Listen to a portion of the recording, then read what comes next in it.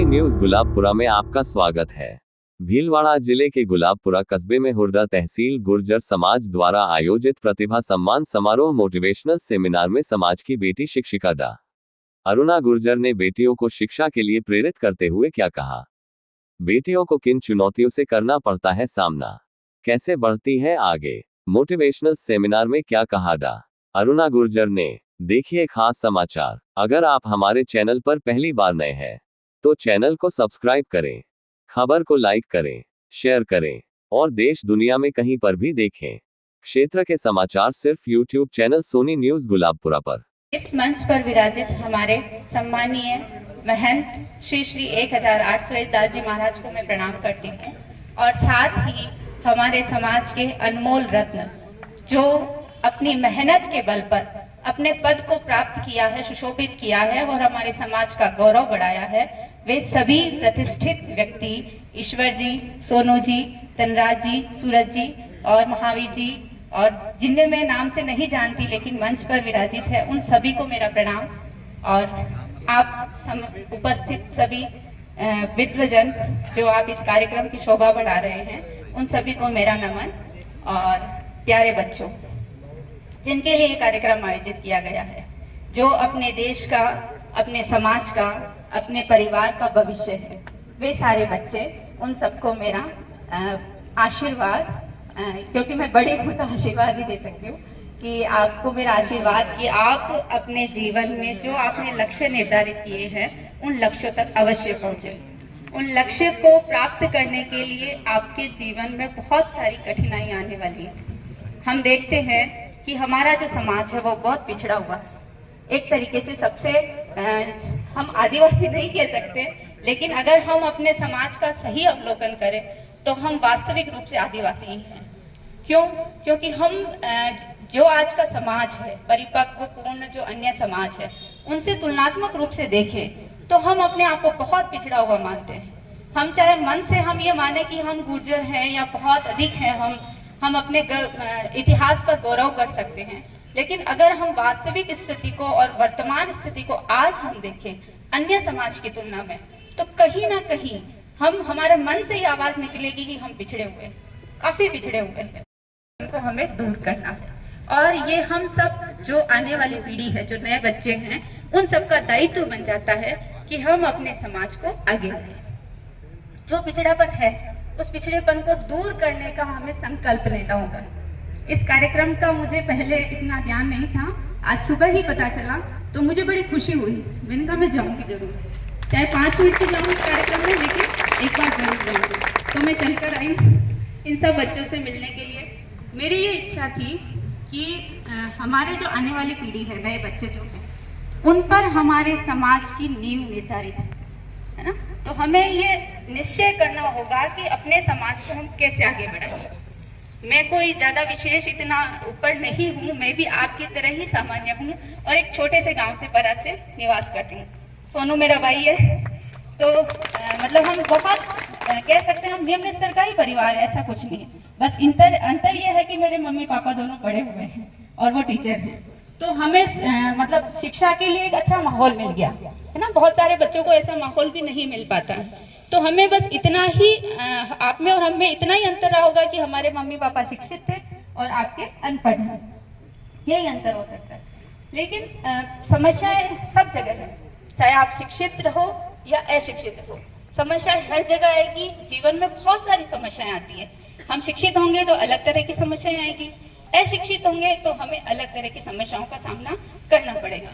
तो हमारे जीवन में हमें ये दृढ़ संकल्प लेना होगा कि चाहे हमारे जीवन में कितनी ही मुसीबतें आ जाए, कितनी ही समस्याएं आ जाए, लेकिन हमें अपने जीवन को अच्छा बनाने के लिए, उच्च बनाने के लिए जो भी प्रयास करने होंगे वो हम करेंगे, है ना। ये हमें अपने आप से वादा करना होगा। हमें दूसरों की तरफ नहीं देखना है, हमें अपने आप से देखना है कि हम क्या कर सकते हैं, क्या हमारे में संभावनाएं हैं, क्या हमारी इच्छा शक्ति है, क्या हम उस पर पूरा कर सकते हैं। जैसे अभी लक्ष्मण जी ने कहा कि हमें प्लान तैयार करने होंगे, है ना। तो हमें प्लान ए भी रखना होगा, प्लान बी भी रखना होगा, प्लान सी डी, जितना हो सकता है, जितना हम नीचे से नीचे तक आ सकते हैं उतना प्लान हमको रखना होगा। हम जैसे पढ़ते गए तो कॉलेज के बाद सबको ये होता है कि चलो हो गई पढ़ाई अपनी, अधिकतम हम ये मानते कि हम कॉलेज तक ही हैं, है ना। तो जैसे स्नातक हुआ उसके बाद हमें आगे नहीं पता था कि क्या करना है। उस समय हम भी ये सोचते कि अब क्या करेंगे, तो सिलाई कर लेंगे, है ना, ब्यूटी पार्लर खोल लेंगे, यही सोचते थे, क्योंकि जितनी अपनी संभावनाएं, जितना हम कार्य कर सकते हैं वो ही कर सकते हैं। फिर हमने सोचा क्यों ना हम पढ़ाई करें, आगे तो बढ़े, देखे तो सही कि क्या कर सकते हैं हम। फिर हमने जैसे बीएड कर लिया, बीएड करने के बाद सोचा कि चलो पढ़ाई करें, तो हमने अपनी संभावनाओं का सर्वोत्तम उपयोग किया।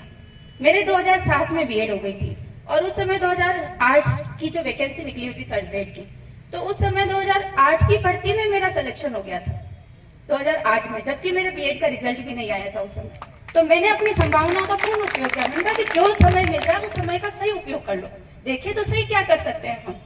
तो 2008 में रिजल्ट आ गया, सिलेक्शन हो गया, लेकिन बीएड का रिजल्ट नहीं आया, तो हम अलाइड उपयोग मतलब पूरा नहीं सिलेक्शन हो सके, क्यों, क्योंकि रिजल्ट नहीं था, रिजल्ट चाहिए।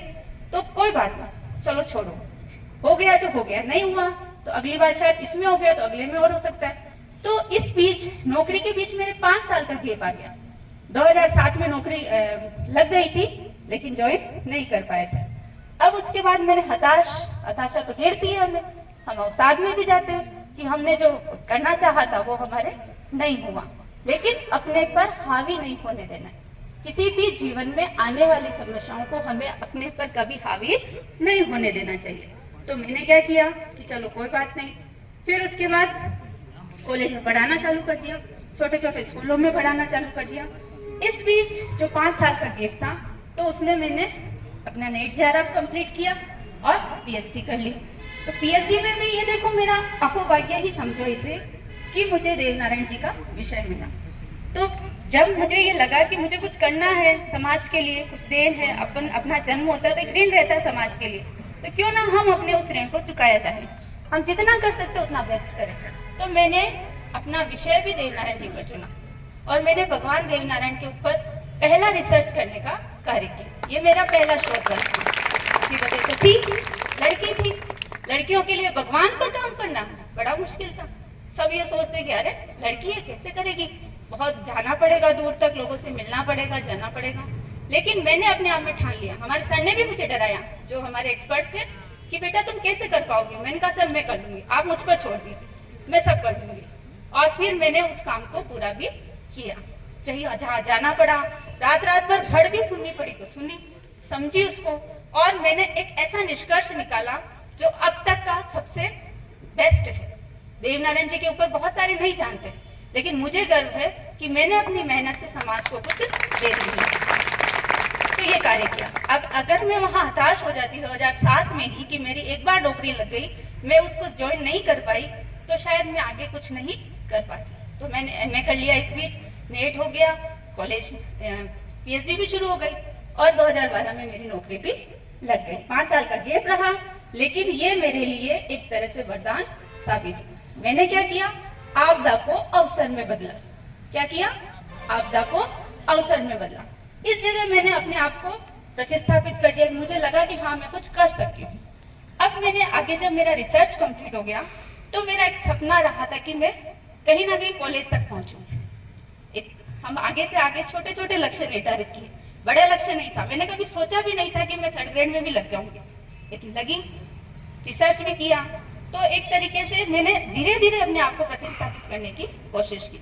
मैं ये आपको इसलिए बता रही हूँ क्योंकि आप अपने जीवन में भी इस तरह से प्रेरणा लेके आगे बढ़ सकते हैं, है ना। जो हम अभी नहीं समझ आता, 10वीं में मुझे भी समझ नहीं था कि मुझे क्या करना है, बीए में भी समझ नहीं थी कि क्या करना है, लेकिन हमने अपने जीवन में छोटे छोटे लक्ष्य निर्धारित किए और उन लक्ष्यों को पूरा करने की कोशिश की। और अब आज मैं व्याख्याता के पद पर कार्यरत हूँ। तो मैंने अपने जीवन को आगे बढ़ाने की कोशिश की और उसमें मैं निरंतर कार्यरत हूँ। अभी भी मैंने एक एग्जाम दिया है, अगर ईश्वर ने चाहा तो जरूर उसमें सफलता मिलेगी और वो आपके सामने होगा, लेकिन मैं उसे अभी अपने मुंह से नहीं कहूँगी। और सबसे बड़ी मैं आप सब बच्चों से ये कहना चाहती हूँ कि छोटे छोटे लक्ष्य निर्धारित कीजिए।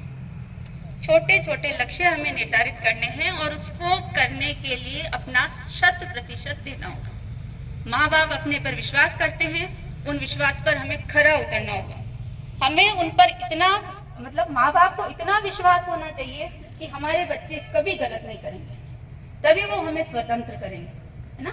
हम अपनी ऊंची उड़ान तभी उड़ सकते हैं जब हमारे परिवार का हमारे पीछे सपोर्ट हो। जब हमारा परिवार हमारे साथ होगा तो हम दुनिया की सबसे बड़ी से बड़ी मुसीबत का भी सामना आसानी से कर सकते हैं। तो बच्चों, घबराइए नहीं, छोटे छोटे लक्ष्य निर्धारित कीजिए और उन लक्ष्यों को पाने के लिए जी तोड़ कोशिश कीजिए, ताकि आप सब बच्चे इस मंच को सुशोभित कर सकें। इन्हीं भावनाओं के साथ